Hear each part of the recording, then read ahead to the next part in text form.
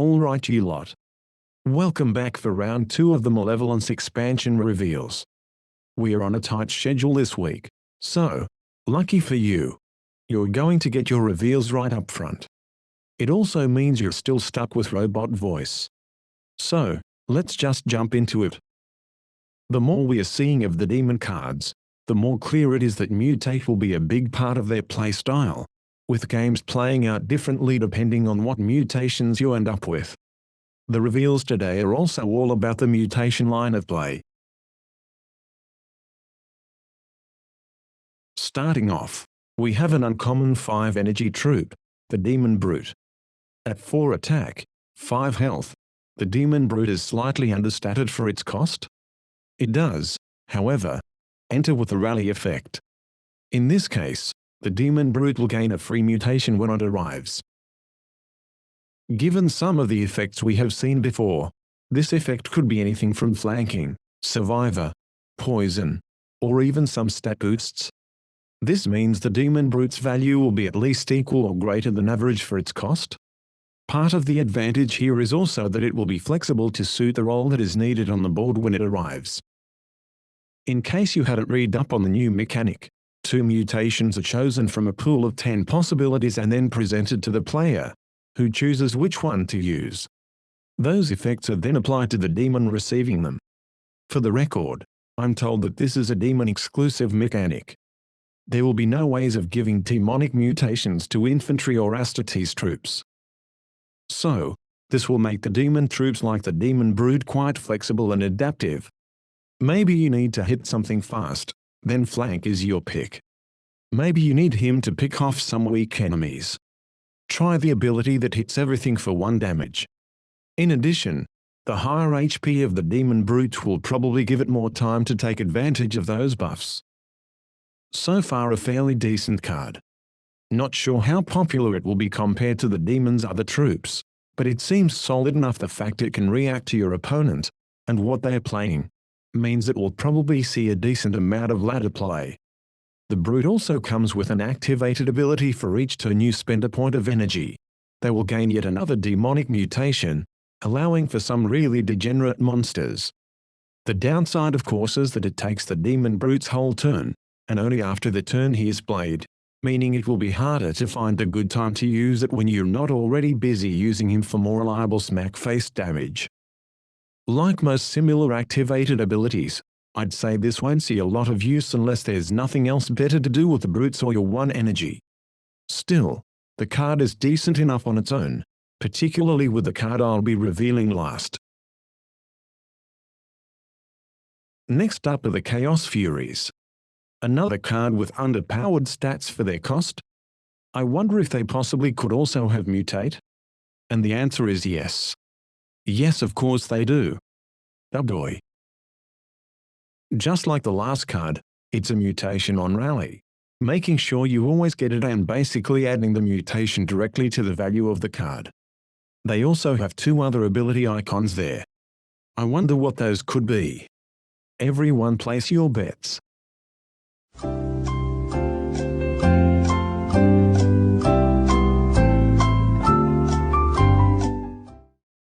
One of the most frustrating things with any troop, no matter its power level, is that it may be destroyed or removed or even just blocked by frontline troops before it has a chance to be used to its full effect. So we can be glad that Chaos Fury comes with both stealth and unstoppable.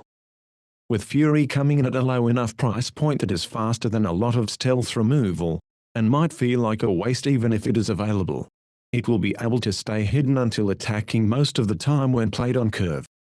Between the 2 of these abilities, combined with the rally, you will be able to choose an ability most suited to the board you are on, then deliver its effect right where you want it most, whether it be a poison to a beefy survivor unit, a devastating cleave, or hit the warlord with the highest attack possible to get out of a basic 3-drop troop which can even survive the attack and do it again.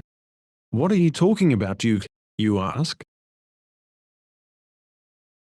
I'm talking about Flensing Talons. Flensing, by the way, means removing the blubber, or skin, from, for example, a whale.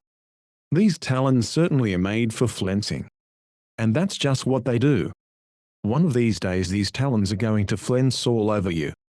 My prediction is that this will be one of the widest chosen mutations among the set, because, after all, you can always find a use for high damage.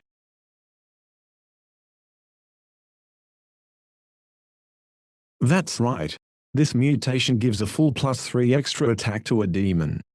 Even just looking at the 2 units showcased here, we can see it immediately turns them from below average value stats to being the most powerful, or close to most powerful, troops in their price range. No troop I can find at 3 energy compares to 5 attack, 3 health, with both stealth and unblockable. Only the Terrorhounds have these stats, and they are burdened with both berserk and maintenance. Even the mere uncommon Demon Brute is now competing with legendary troops in terms of stat value. Attack is consistently rated as the most important of the 2 stats in this game, and +3 is a huge bonus to be available to choose. With this mutation, your troops will be able to trade with troops up to, or over, 2 times their cost. The Chaos Fury, in particular thanks to its stealth, will be able to reliably deal 5 face damage, and still have a body left to deal with, and without burning a tactic to do so. Many of which would be a bit of a waste to deal with only 1 HP. That is taking a huge bite out of an enemy troop or even the warlord. Nasty.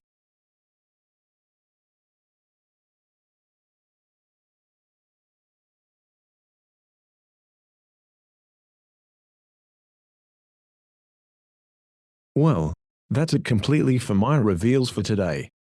No more at all. No secret bonus reveal waiting at the end of the video. Like all the other times, this is just it. Thanks for coming. Hope to see you all next time. Goodbye now. Close the video.